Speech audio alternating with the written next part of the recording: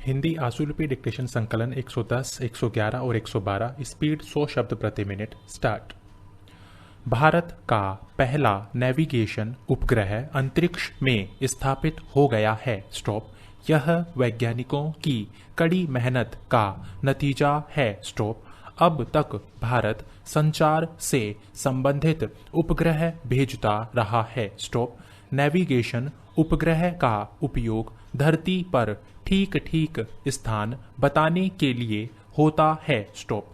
भारत 7 उपग्रहों की एक प्रणाली विकसित कर रहा है। स्टॉप। इस प्रणाली को भारतीय क्षेत्रीय नौवहन उपग्रह प्रणाली के नाम से जाना जाएगा। स्टॉप। पैरा। अभी तक भारत के अंदर दूसरे देशों की प्रणाली का इस्तेमाल हो रहा था। स्टॉप। दूसरों की प्रणाली इस्तेमाल करने पर खतरा यह हो सकता है कि युद्ध के दौरान अथवा किसी दूसरे नाजुक मौके पर संबंधित देश प्रणाली का इस्तेमाल करने से मना कर सकता है। स्टॉप। इसका एक और बड़ा फायदा यह है कि हम अपनी प्रणाली का इस्तेमाल अपनी रक्षा और सैनिक जरूरत के अनुसार ज्यादा अच्छी तरह से कर सकते हैं। स्टॉप। इस प्रकार भारतीय प्रणाली का उपयोग 2 तरीके से हो सकता है। स्टॉप। आम लोगों के लिए एक सेवा होगी और एक किस्म सिर्फ सेना से संबंधित सुरक्षा एजेंसियों की जानकारी के लिए होगी। स्टॉप।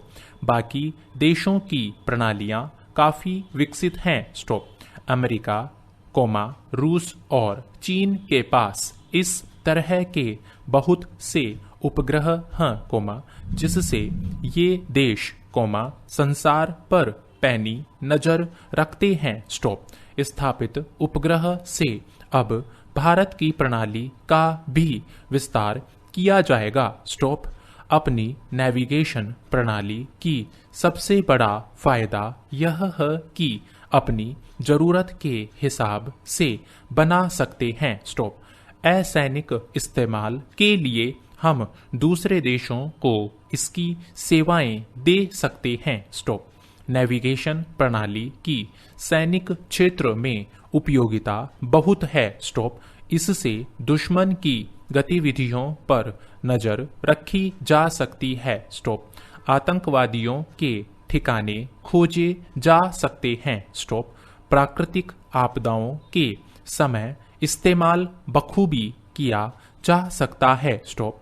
जिन जिन जगहों पर जाना न मुमकिन हो, वहां के ठीक ठीक हालात नेविगेशन उपग्रह के माध्यम से जाने जा सकते हैं। स्टॉप।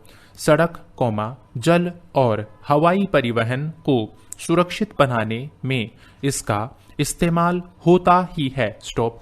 अमेरिका आधुनिक सूचना साम्राज्य के माध्यम से दुनिया के कोने कोने में होने वाली बातचीत पर नजर रखता रहा है। स्टॉप। ऐसी स्थिति का प्रतिकार तभी हो सकता है, जब सूचना व संचार माध्यमों का विकेंद्रीकरण हो। स्टॉप। भूमंडलीकरण के दौर में यह स्वाभाविक है कि देश बहुत सारी तकनीक या प्रणालियां साझा करे, लेकिन आत्मनिर्भरता और तकनीकी मामलों में न पिछड़ना भी बहुत जरूरी है, इस बात से इनकार नहीं किया जा सकता है कि अंतरिक्ष विज्ञान भविष्य का विज्ञान है और आवश्यक है कि भारत इस विज्ञान के क्षेत्र में पिछड़ न जाए। स्टॉप।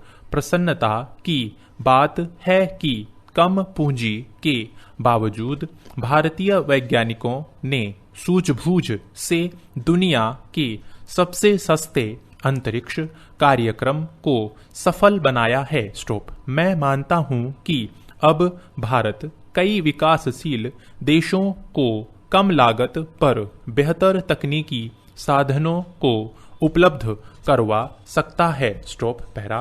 माननीय अध्यक्ष महोदय, हमारे देश की सबसे अधिक वन संपदा हमारे प्रदेश में मौजूद है। स्टॉप। यह प्रदेश बहुत भाग्यशाली है, मैं ईश्वर को धन्यवाद देता हूँ। स्टॉप। जब से देश में वन संरक्षण अधिनियम लागू हुआ है, उससे हमारे हाथ बांध दिए गए हैं। स्टॉप। अगर हमें सड़क बनानी होगी, उसकी मंजूरी वन संरक्षण अधिनियम के तहत केंद्र सरकार से लेनी पड़ेगी। स्टॉप। यदि तालाब बनाना होगा, उसकी मंजूरी केंद्र सरकार से लेनी पड़ेगी। स्टॉप। यदि बिजली की लाइन डालना है तो भी केंद्र सरकार से मंजूरी की जरूरत पड़ेगी। स्टॉप। यह हमारी राज्य परस्पर संधि होने के बाद भी अधिकारों का जो केंद्रीकरण केंद्र में हुआ है, उसके बारे में हमें जरूर पुनर्विचार करना पड़ेगा। स्टॉप। आज भी हम यही चाहते हैं और आप भी यही चाहते हैं, हमारा भी रास्ता एक है, आपकी भी मंजिल एक है, मकसद एक है, उद्देश्य सिर्फ वन संपदा की सुरक्षा के बारे में है। स्टॉप। आपका प्रेम संपदा के प्रति है तो हमारा भी उससे बहुत प्रेम है। स्टॉप। संसद उसके बारे में निर्णय कर सकती है, लेकिन हमारी विधानसभा भी निर्णय कर सकती है। स्टॉप। केंद्र सरकार को अपने थोड़े थोड़े अधिकार राज्य सरकारों के बीच बांट देना चाहिए। स्टॉप। तभी जाकर हम अपनी वन संपदाओं को और अधिक साधन संपन्न बना पाएंगे। स्टॉप। मैं इस संबंध में एक छोटा सा उदाहरण देना चाहूंगा जो बिजली उत्पादन के बारे में है। स्टॉप। बिजली उत्पादन के मामले में केंद्र सरकार ने जो नीति अपना रखी है, हर कदम पर उसमें नीति विषयक परिवर्तन होते चले गए हैं। स्टॉप।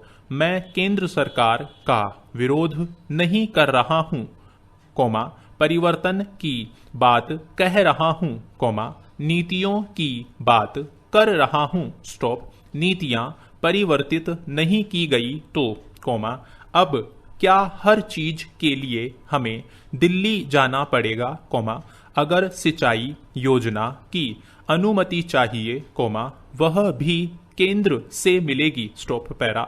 अध्यक्ष महोदय, मेरा कहने का तात्पर्य यह है कि आज आवश्यकता इस बात की है कि इस प्रदेश की सरकार को ज्यादा से ज्यादा अधिकार दे देना चाहिए। स्टॉप। सरकार या कमीशन में इस बात पर बहुत विचार विमर्श हुआ, कहने को चर्चा बहुत हो चुकी है।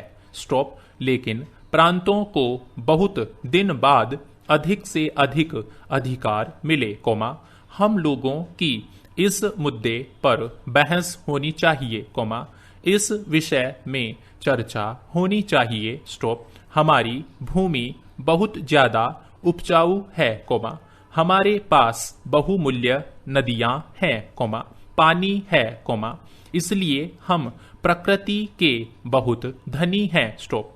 हमारे बहुत से ऐसे क्षेत्र हैं, जहां नदियां होते हुए भी आज तक उनका सही रूप से हम दोहन नहीं कर पा रहे हैं। स्टॉप। आज हमारे प्रदेश में लगभग 6,000 करोड़ रुपए की परियोजनाएं मंजूर पड़ी हुई हैं। स्टॉप।